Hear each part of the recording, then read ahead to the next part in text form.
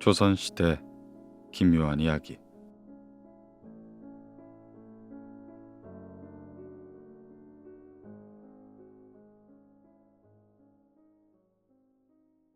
(1528년) 성우는 경상도 관찰사로 발령을 받아 먼 경상도 땅으로 온 상황이었다. 항상 중앙의 조정과 한성부를 다스리는 직위 정도만을 떠돌던 그로서는 꽤나 피곤한 여정이었다. 그는 기묘사화에서 조광조 일파를 제거하는데 한몫한 사람으로 악명이 높았고, 자신의 친지가 죽었다고 그를 원망하는 사람 또한 많았다. 이렇게 원한을 많이 샀던 성운의 죽음은 정신병 발작으로 인한 죽음 기록 중 유명한 것이다. 성운은 어느 날 대낮에 잠깐 낮잠에 들었다가 가위에 눌리게 된다. 성운은 잠시 정신을 잃었다가 다시금 정신을 차렸는데, 가위에 눌린 상태라 움직일 수도 없는데 이상한 귀신들이 가득 보이는 게 아닌가. 성운은 자신의 좌우에 있는 기괴한 사람들의 모습이 보였다. 그 사람들은 눈과 코, 입이 없는 살로 되어 있는 얼굴에 팔다리도 없이 몸뚱이만 뒹굴고 있었고, 머리카락과 이마 부분도 없는 상태였다. 성우는 그 모습을 보고 놀라 괴로워했는데 도저히 겁이 나서 그 모습을 보고 있을 수가 없었다.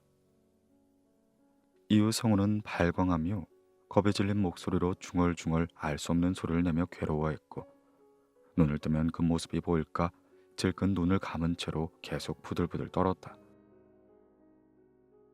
10여일을 그렇게 괴로워하다 성우는 곧 사망하게 된다. 김효록 속집.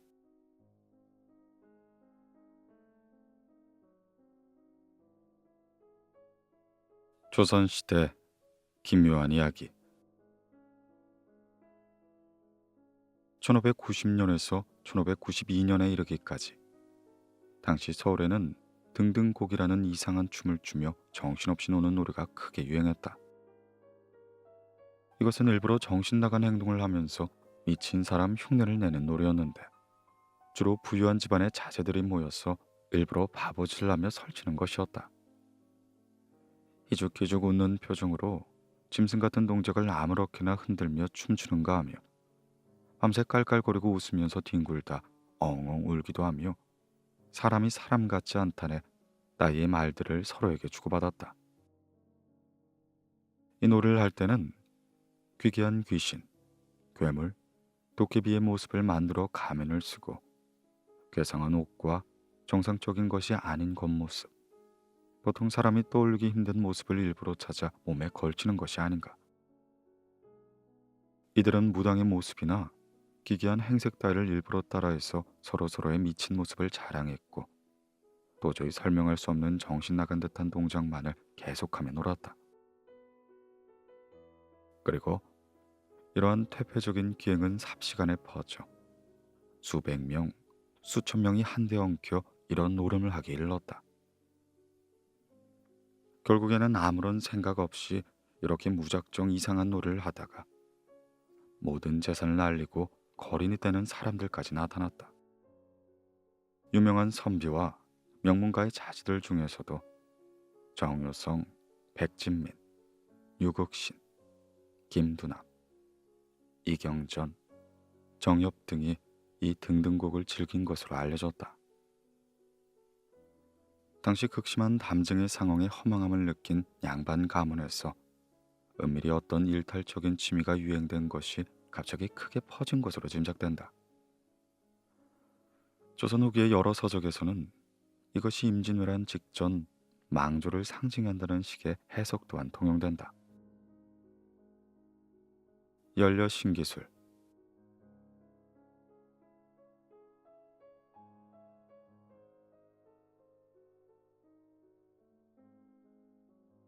조선시대 기묘한 이야기.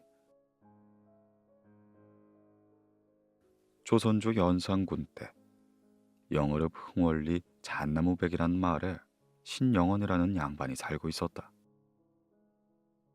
그 집은 삶이 부유하여 여느 양반들처럼 첩까지 두고 지냈다. 그러던 중 첩은 경읍이란 아들을 하나 낳았는데 그 아들은 준수하게 생겼을 뿐만 아니라 끼골이 장대하고 기운이 센 장사가 아닌가. 하지만 아시다시피 조선시대에는 서자에 대한 차별 대우가 심했다. 경험 역시 차별을 당했고 자신에 대한 사람들의 차별 대우에 불만을 품기 시작했다. 그리고 그런 불만은 점점 집안 사람들에 대한 원망으로 치닫게 된다. 그가 결혼해서 아들을 낳았는데 그의 아들까지 차별을 당하자 그 한은 더욱 커져 말썽을 부리게 된다. 워낙 기운이 센지라 하인 한두 명으로 말리기는 어려웠고 점차 그 집안과 마을에서도 골칫거리가 되기 시작했다. 그러는 동안 집안의 가정이 세상을 떠나게 되어 온 집안이 장사 준비로 골몰했다. 경읍은 유일하게 의지하던 부친이 작고하였으니 허탈한 마음을 가눌 수가 없었고 아버지의 마지막을 보기 위해 갔으나 가족들에 의해 쫓겨나게 된다. 당시 부친의 제사 때에도 서자는 제청에 들지 못하고 뜰 아래서 절을 해야만 했기 때문이었다. 이에 그의 분노는 점점 가중되기 시작했다. 5일 후 신씨의 시신을 매장하기 위해 지간이 명당이라고 점지한 땅에 봉분을 짓기 위해 땅을 파고 있었다. 그때 많지 않은 경급이 나타나 관을 내놓으라며 행패를 부리기 시작했다. 이러한 광경을 본 문중 사람들은 참지 못하고 그를 흙덩이에 밀어넣고 술이 가득 담긴 큰 독을 들어 그에게 뒤집어 씌우기 시작했다. 본래 미움을 받던 그인지라 그곳에 모인 사람들의 군중 심리가 작용하여 모두들 돌을 던지고 흙을 메우는 데 참가했다. 그리하여 그는 생매장에 당하고 만다. 신씨가는 경읍의 처자식을 마을에서 쫓겨내고 그의 죽음을 문제 삼지 않고 쉬쉬하며 지나갔다. 그리고 다른 명당 자리를 알아봐서는 그곳에 아버지의 시신을 매장하기로 한다. 그런데 얼마 후 그 마을에서는 가축과 사람들이 질환에 걸리는 등의 이상한 재앙이 발생하기 시작했다. 밤마다 사람이 울부짖는 소리가 들리고 길을 가다 죽은 경읍의 모습을 보고 혼절해 죽는 사람 또한 생겨났다. 가족들이 용하다는 점장이를 찾아가 물어보니 무당은 이렇게 말하였다. 이런 몹쓸 짓을 하다니 아마 생매장 당한 원기에 작힐 것이다. 그의 한을 풀어줘야 돼. 자키, 귀신이 난동을 부리다. 이에 신씨의 가족들은 경읍의 가족을 찾아 자초지종을 얘기한 뒤 경읍의 한을 풀어달라고 했다. 그렇게 경읍의 아들이 푸닥거리를 하자 놀랍게도 신씨 집안의 병기는 감쪽같이 사라졌다. 하지만 10년도 안 돼서 신씨의 본집은 망해버렸고 후대에 와서는 경읍의 자손이 번창하기 시작했는데 경읍이 생매장 당한 그 흙구덩이가 본디 신씨의 묘자리였던 명당 자리였기 때문이라고 한다.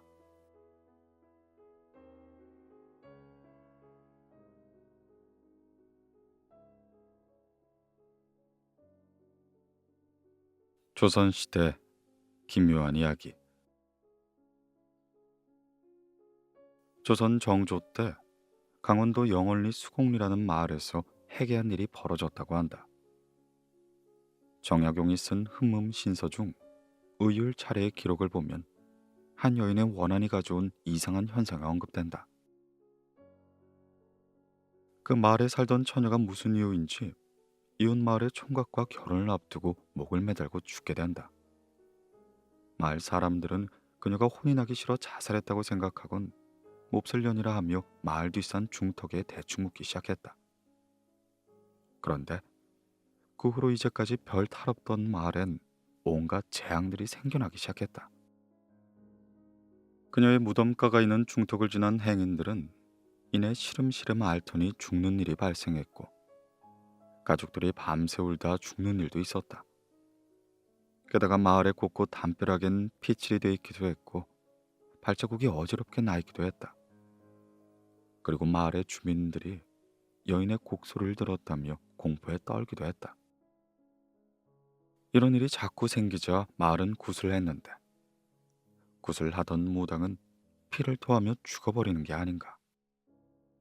마을 사람들은 공포에 떨었고 이 이야기를 들은 영월의 군수는 고심 끝에 상소문을 올렸다.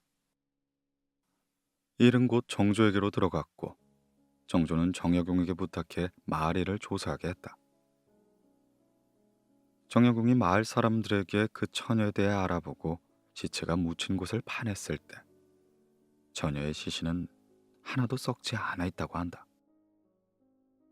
그 시신을 조사해 본 결과 자살이 아닌 타살로 드러났고 처녀와 혼인하기로 한 이웃 남자의 집을 조사한 결과 그녀의 정혼자가 그녀와 결혼하기 싫어 그녀를 죽인 거라고 밝혀졌다. 사건의 전말이 드러나자 마을에서의 병기는 없어지게 됐다. 그리고 정조는 그녀를 위한 사당을 지었다고 한다.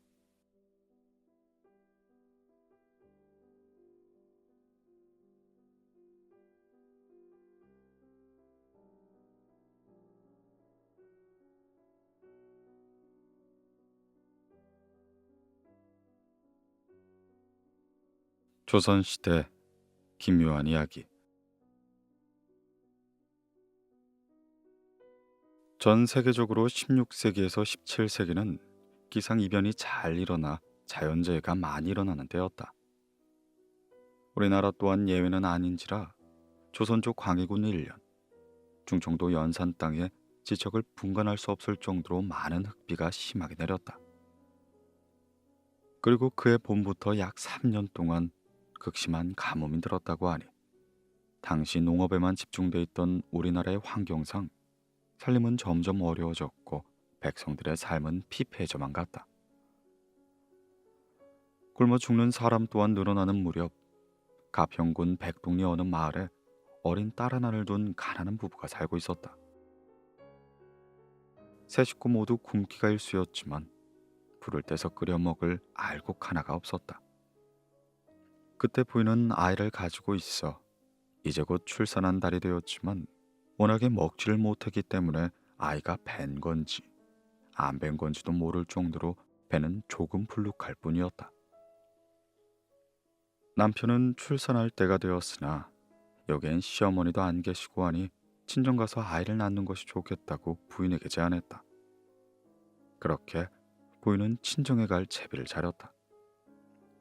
어린 딸이 따라가겠다고 나섰지만 부인은 기운이 없으니 딸까지 데리고 갈 수 없는 노릇이었다.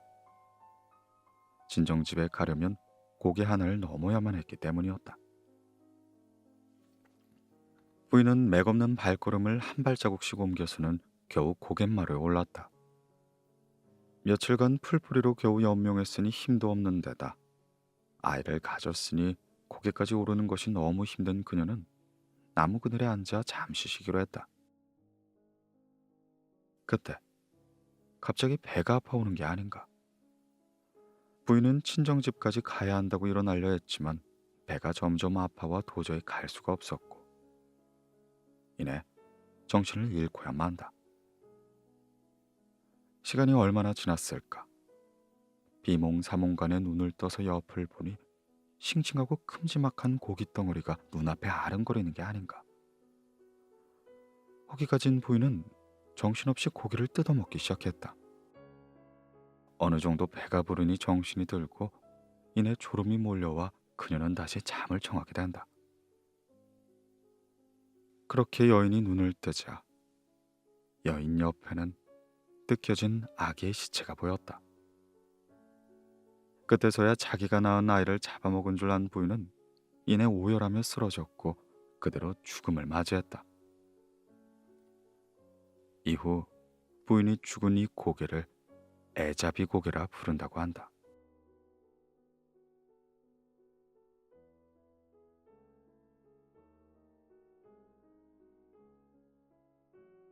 조선시대 기묘한 이야기.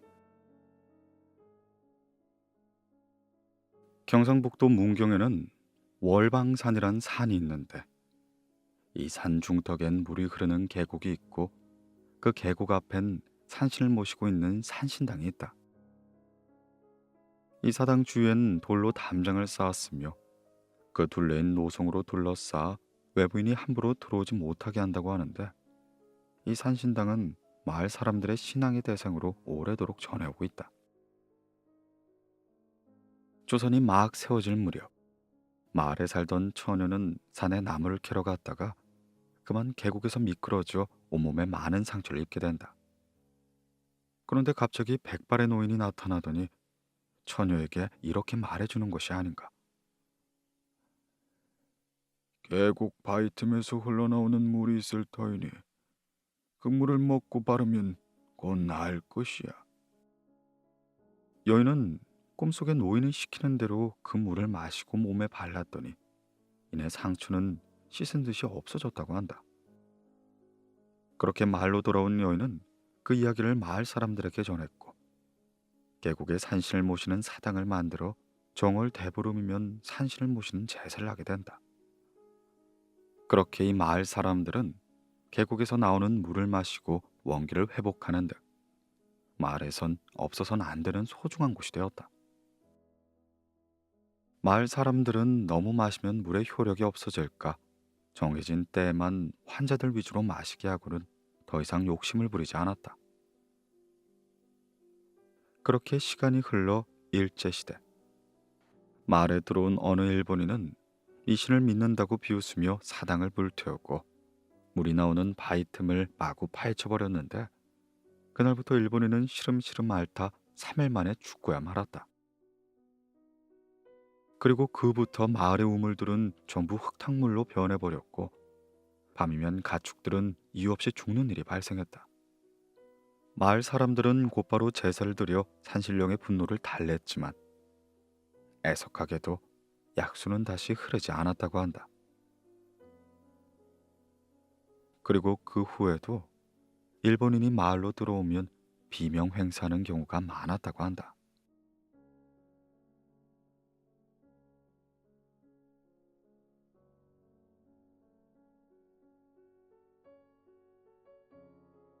조선시대 기묘한 이야기. 조선 정기의 학자인 성현의 수필집인 용제총화에는 여러 기록이 나온다. 그 중엔 귀신을 경험한 사람들의 이야기가 있다. 성현의 외숙 안부유는 젊었을 때 날이 어둑해질 무렵 말을 탄 뒤 어린 종 한 명을 데리고는 소원별정으로 간 적이 있다. 별정까지 10리쯤 남았을 때 날이 이미 저물어 사방은 칠흑같이 어두웠기에 그만 방향을 잃고 말았다. 둘이 사방을 아무리 둘러봐도 사람이라곤 찾아볼 수가 없었다. 그런데 동쪽을 바라보니 웬 횃불 하나가 보이는 게 아닌가. 떠들썩한 사람들 소리도 들리는 걸 봐서는 사냥을 하는 듯 했는데, 횃불은 점점 가까워졌고 저를 삥 두른 횃불의 길이가 올이나 되었다고 한다. 그런데 자세히 보니 웬걸, 횃불을 들고 있는 사람의 모습은 보이지 않고 발자국과 웃음소리만 들리는 것이다. 그 횃불은 다름이 아닌 도깨비 불귀하였던 것이었다. 놀란 안부유는 어찌할 바를 모르고는 정신없이 말에 채찍질만 해댔다. 둘이 그렇게 7리나 8리쯤 앞으로 달려갔다. 도깨비 불은 잠시 그들을 쫓아오는가 싶더니 서서히 흩어져 더 이상 보이지 않았다. 그렇게 도망을 치다 보니 방향도 잃고 하늘도 흐린지 비가 부슬부슬 내리기 시작했다. 그렇게 다시 한 고개를 넘고 산깃을 돌아 내려가려는데, 조금 전에 보았던 도깨비 불이 이제는 겹겹이 나타나 안부인의 앞길을 막아버리는 것이 아닌가. 혼이 나간 듯 안부인은 칼을 뽑아들고는 소리치며 앞으로 돌진했다. 그 순간 불들은 순식간에 흩어졌는데 돌진하던 안부인은 나무에 부딪혀 쓰러지고 말았다. 그 순간 안부인의 귀에 손바닥을 치며 크게 웃는 소리가 들렸다고 한다.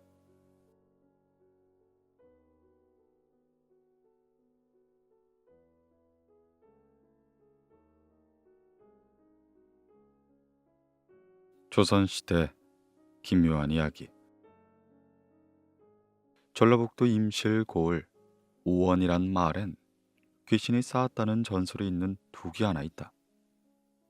이 둑에 관한 전설에 다음과 같은 이야기가 전해져 오고 있다.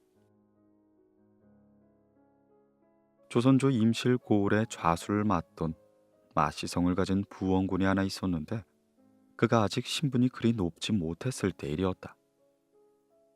그가 저녁에 들에 나가 개울에서 물고기를 잡고 있는데 5알의 둥근 돌을 줍게 된다.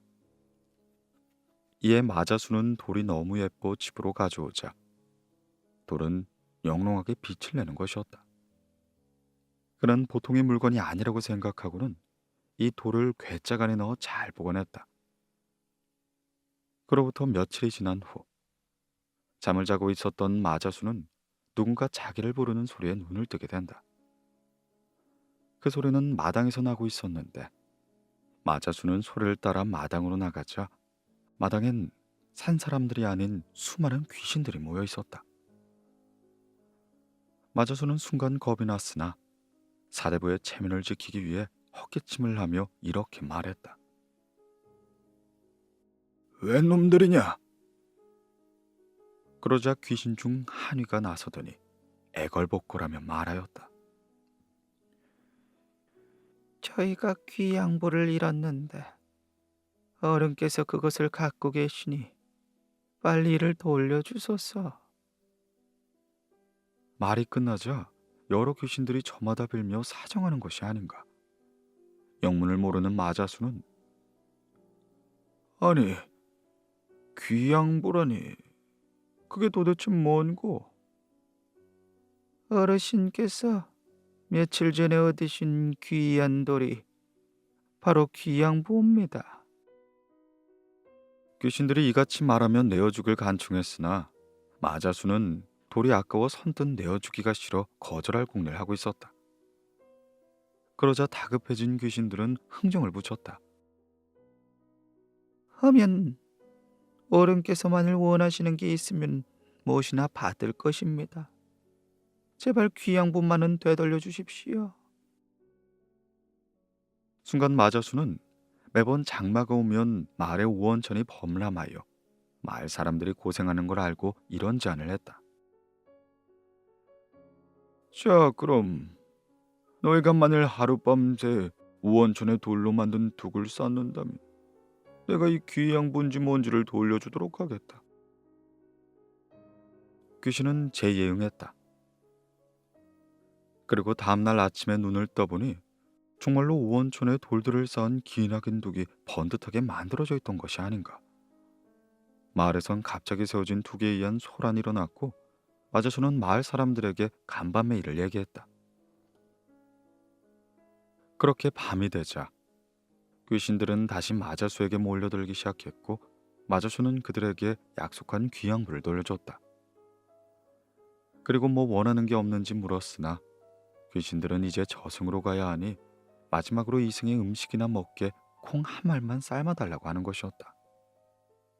마자수는 곧 하인을 시켜서는 오랑콩 한 마를 삶아 잔치를 베풀고 그들의 노고에 보답고자 했다.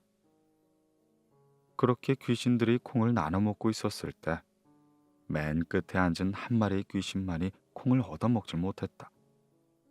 귀신의 수에 비해 한 알이 꼭 모자랐던 것이었다. 그 귀신은 화를 내며 자리를 박차고 일어났고 자기들이 놓은 둑 가운데 2석자가량이나 되는 돌을 뽑아 이내 사라지고 만다. 그렇게 이 둑은 해마다 장마를 겪지만 언제나 멀쩡한 상태라고 한다. 다만 콩을 못 먹은 귀신이 헐었던 부분만이 장마 때마다 무너지게 된다고.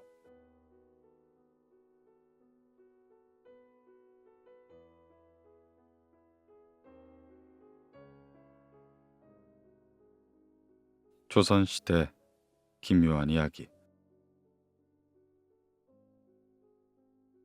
조선시대의 유명 연쇄살인마라면 5명의 기녀와 부총리 윤희서를 살해한 선조의 아들인 임해군과 수십 명의 상인과 부녀자를 죽인 해저 김수훈, 4명의 여인을 성고문에 죽인 권치가 유명합니다. 이 중 임해군이나 김수훈은 일종의 정신질환을 가지고 있었으나 권채는 당시 최고의 문장가로 꼽힐 정도로 학문도 깊고 매사에 반듯한 사람이었죠.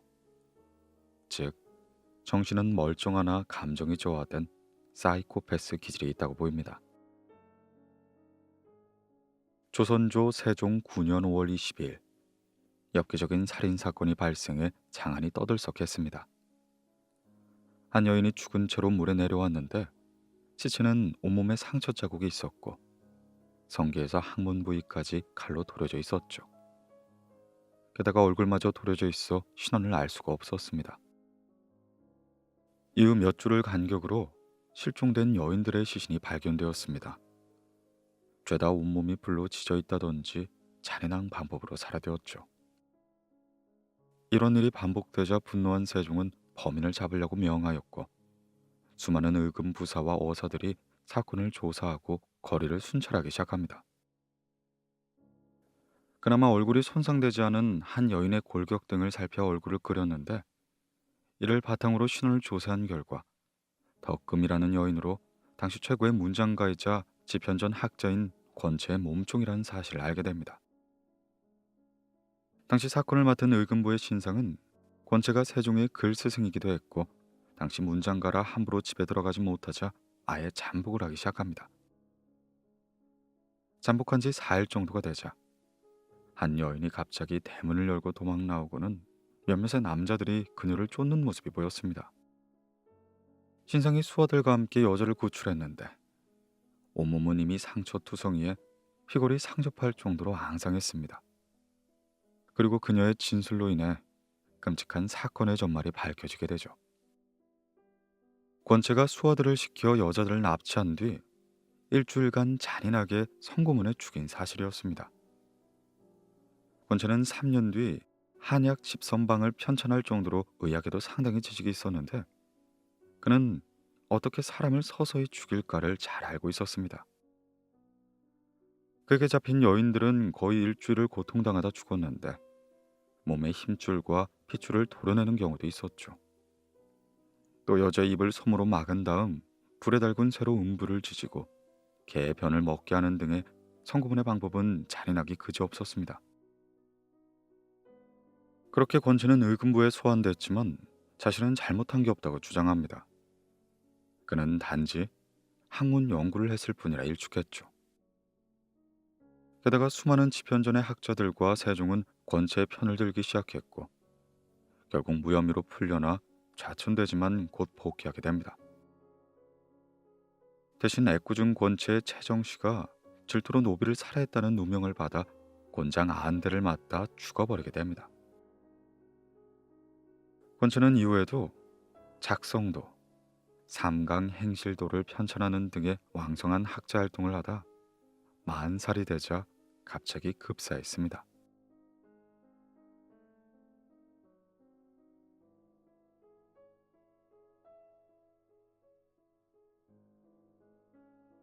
조선시대 기묘한 이야기.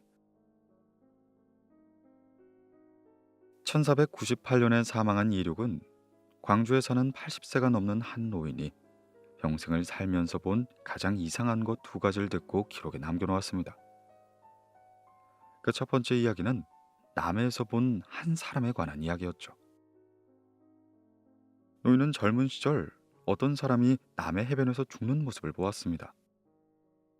그 사람은 이상한 병을 앓고 있었는데 시체를 치워줄 사람이 없어서 바닷가에 쓰러진 모습 그대로 나뒹굴고 있었죠. 이튿날이 되어 낮이 되고 날씨가 따뜻해지자 죽은 사람의 살은 점차 썩기 시작합니다. 썩은 살이 점차 웅크러들더니 점점 미끌거리는 이상한 작은 덩어리로 변해갔습니다. 곧 이 죽은 사람의 온몸에서 수없이 많은 개구리로 변하게 되었죠. 이 수많은 개구리는 죽은 사람의 옷에서부터 튀어나와 팔딱거리더니 점차 바다를 향해 나아갔습니다. 그렇게 개구리들이 모두 바다에 뛰어들었는데 물속에 들어가자 다리를 몸속에 넣고 꽁무니에선 꼬리가 돋아나는 듯 하더니 모두 평범한 물고기 모양으로 변해갔죠. 그런 잠깐 사이 이 물고기들은 모두 바다로 헤엄쳐 어디론가 사라져갔고 해변에 죽은 사람의 텅 빈 옷까지만 바람에 휘날리고 있었습니다.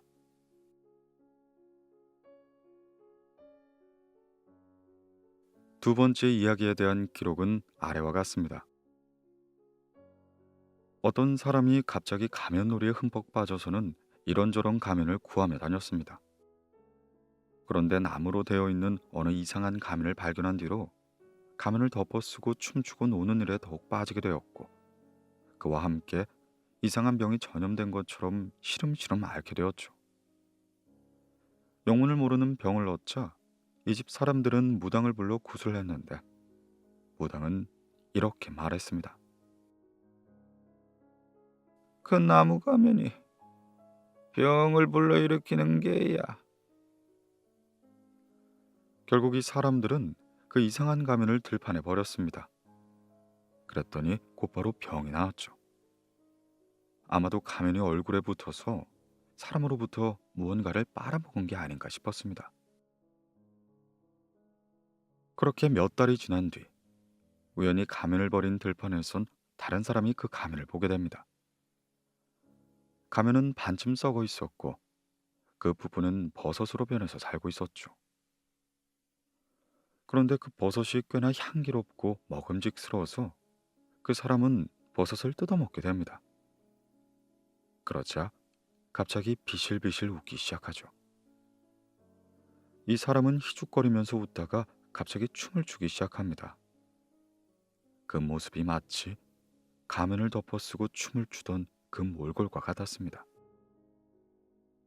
그렇게 한참 후 버섯을 먹은 사람들의 발작이 그친 뒤 그들에게 물어보니 그들은 이와 같이 말했습니다. 처음에는 웃음이 나면서 기분이 좋고 나중엔 날뛰고 춤추는 것을 뜻대로 멈출 수가 없었어.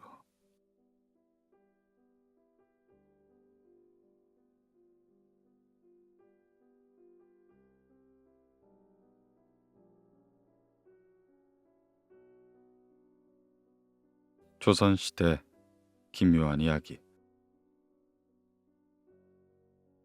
선조 9년 6월 26일, 선조는 이상한 명령 하나를 내렸습니다. 해를 갈라 사람을 죽인 자를 체포하는 일을 조를 시켜 공사로 삼아라. 당시에 사람의 고기와 간담이 창질을 치료하는 특효약이라고 해서 비싼 값으로 팔리는 일이 자주 벌어졌기 때문이었습니다. 이 때문에 힘없는 아이들이 유혹에 되어 살해당하는 건 물론 어른이라고 해서 혼자서 길을 건너라면 잡혀가 배가 갈리고 쓸개가 빼어져 나갔습니다. 점점 이런 일이 거듭되다 보니 인적이 드문 산 골짜기에는 나무에 묶인 채 배가 갈려 죽은 사람들이 줄줄이 널려 있어 나무꾼은 차마 나무를 하러 갈 수 없을 정도였다고 합니다. 나무를 하러 산에 들어갔는데 나무마다 배가 갈린 시체가 주렁주렁 걸려 있다면 어느 나무꾼이 그걸 보고 싶어서 산에 들어갈 수 있겠습니까?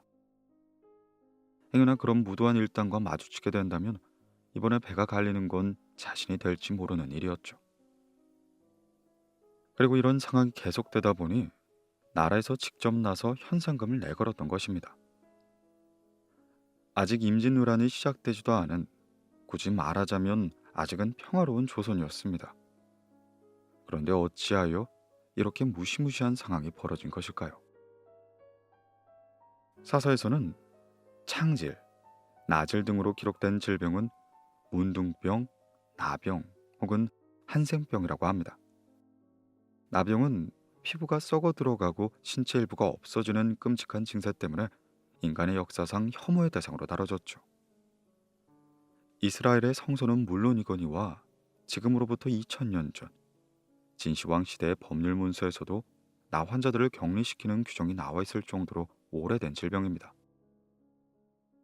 한국에서도 소록도가 생기기 전까지 나 환자들은 이리저리 떠돌면서 걸식하고 온갖 악평을 들으며 감금되며 때로는 죽임까지 당하는 가혹한 대우를 받아왔습니다. 현대의학의 연구 결과에 따르면 나병은 전염되지 않는 병이고 도중에 치유되어 나을 수도 있습니다. 하지만 조선시대는 물론 아직까지도 이런 사실은 잘 알려져 있지 않은 편이죠. 그 대신 오래전 속설에서는요, 어린아이의 간이 나병의 특효약이란 잘못된 소문이 있었습니다. 당연히 나환자들은 조선시대에도 있었고, 그들의 병을 치료하기 위해 사람을 죽이거나 죽은 사람의 고기를 먹었다는 소문은 심심치 않게 전해지고 있습니다. 명종 19년에는 상주에서 정은춘이란 사람이 같은 동네에 7, 8살 먹은 아이를 꿰어 산에 들어가 배를 가르고 쓸개를 꺼내 살을 구워 먹는 일이 벌어졌습니다. 기록에는 병명이 나와 있지 않지만 정은춘은 아마 나병이나 기타 난치병 환자였을 것입니다. 명종은 이 사건에 크게 놀라 자세히 취조하도록 명령을 내릴 정도였죠. 그런데 사람을 약으로 쓰는 방법이 완전히 근절되기는커녕 오히려 더욱더 유행하기 시작합니다.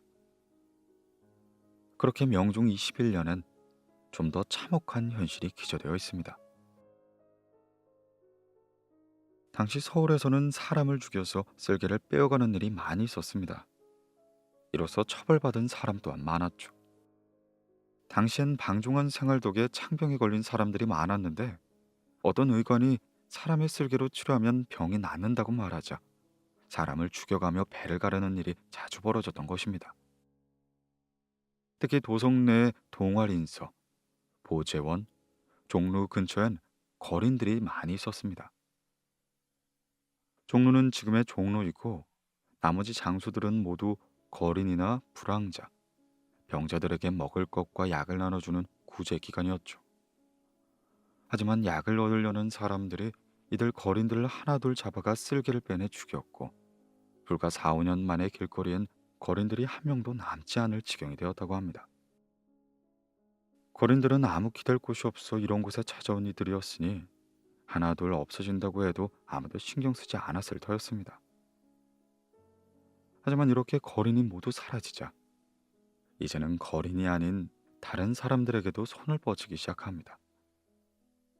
그리하여 당시의 사람들 중에서는 아이를 잃은 사람들이 꽤 많았다고 전해지고 있죠. 그렇다면 그 간의 이유가 무엇일까요? 이는 장기 중에서도 간, 그리고 정확히는 쓸개가 가장 약효가 있다는 믿음에서 비롯된 것이기도 합니다. 웅담을 보면 알 수 있듯이 동물의 쓸개는 가장 귀중한 약재 중의 하나였습니다. 조선 팔도 곳곳에 특산물을 기재한 세종실록 지리지를 보면 곰은 물론이요, 소, 돼지, 잉어, 담비, 고슴도치의 쓸개들이 주요 특산물로 많이 기재되어 있습니다. 동물의 쓸개도 좋은 약일진데 사람은 어떠할까요? 아마 그런 믿음에서 나올 게 아닐까 생각이 됩니다.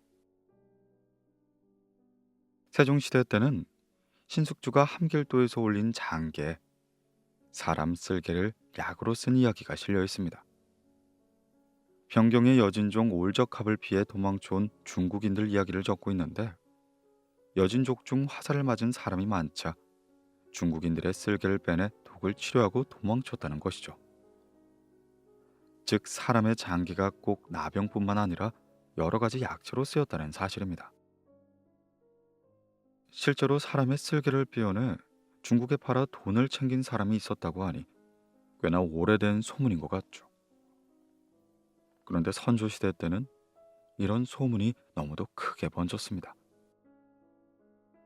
평소라면 그냥 말썽을 피우고 지나치게 노는 아이들을 겁주기 위해 했을 법한 이야기가 이제는 도성 안을 떨게 만들고 민심을 뒤숭숭하게 만들었죠.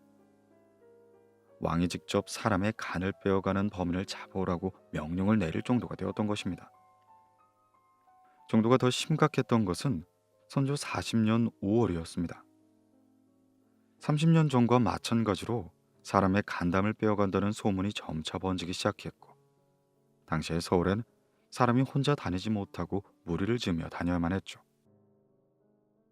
게다가 이런 소문은 전국적으로 퍼져가매 아녀자들은 물론 선비들 모두가 산으로 올라가 숨어 다니기 시작합니다.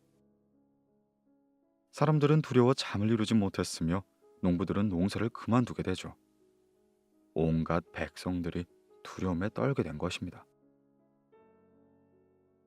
과연 사람의 간담이 약효가 있었는지, 그것을 빼가는 조직이 있었는지 분명한 실체가 드러내진 않았습니다. 하지만 사회를 안정시키기 위해서 정부는 살인자들을 잡으면 큰 상을 주겠다는 방을 걸게 된 겁니다. 심지어 사건원에서는 범인들을 열심히 잡지 않는다는 이유로 좌우 포도대장을 파직시킬 것을 청하기도 했습니다. 포도대장들에게 무슨 죄가 있겠냐 하지만 사안은 위중한데 쉽게 해결되지 않으니 사람들의 불안을 불식시키기 위해 그 책임을 묻게 된 것이죠. 그런데 왜 하필 선조시대 때 이 같은 식인의 소문이 퍼지고 사람들이 겁에 질려 사회가 불안해지기 시작했을까요? 사람을 죽여 병을 치료하고자 하는 사람들은 평화로울 때나 어려울 때나 심심치 않게 존재합니다. 그러나 이것이 나라가 뒤흔들 정도가 되었다는 것은 평범한 사실이 아니죠. 그리고 여기엔 한 가지 특이할 만한 사실이 있습니다. 사람의 쓸개를 빼어간다는 소문은 반드시 가뭄, 그것도 종국이 타들어갈 만큼 심각한 가뭄과 맞물려 벌어진다는 사실입니다. 소문이 돌았던 선조 10년에는 심한 가뭄이 들어 기우제를 지내는 등 법석을 벌였고, 같은 소문이 돌았던 선조 40년에는 훨씬 더 심각한 정도였죠. 이미 4월부터 날씨가 가물었지만 나라는 느직느직 준비를 해서 5월 초에야 겨우 기우제를 치르게 됩니다. 물론 기우제를 벌인다고 해서 반드시 비가 오는 건 아니지만 국가가 기우제라도 벌이는 것과 그저 손 놓고 아무것도 하지 않은 것은 큰 차이가 있죠.